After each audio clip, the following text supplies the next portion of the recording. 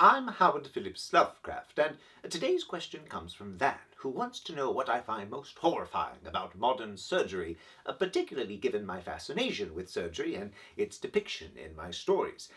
The Whisper in Darkness is perhaps the most famous example, but it's something that I drew a great deal of inspiration from. Indeed, I think anyone who is fascinated by the strange contradictions found in surgery, its high-mindedness, the way in which it is truly an example of a science that we can see developing over time, becoming more intellectualized, more rigorous, and yet at the same time it is so visceral, it is so rooted in a kind of medieval understanding of anatomy, the splitting of bone and sinew, the tearing of flesh, the rendering of blood vessels, all of it truly delightful for those of us of a somewhat macabre bent.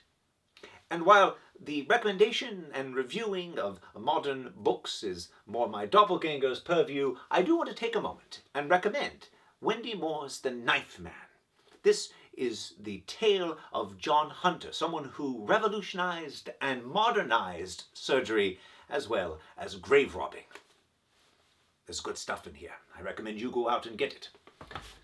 But as for modern surgery, there have been some truly remarkable advances since my own time. I think the way in which laparoscopic surgery has allowed surgeons to do all sorts of procedures in as minimally and invasive a way as possible shows just how we have come a long way from the era of biting down on a leather strop and hewing the saw, and instead we're trying to find ways to center patient care and make sure that pain management, the ability of patients to go back into their communities are kept at the forefront, and I think it's truly marvelous.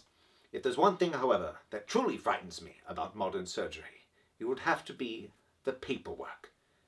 The sheer amount of paperwork, documentation, having to write a mountains of madness level of writing just to satisfy the lawyers, the insurance companies. It's enough to drive one absolutely out of one's mind.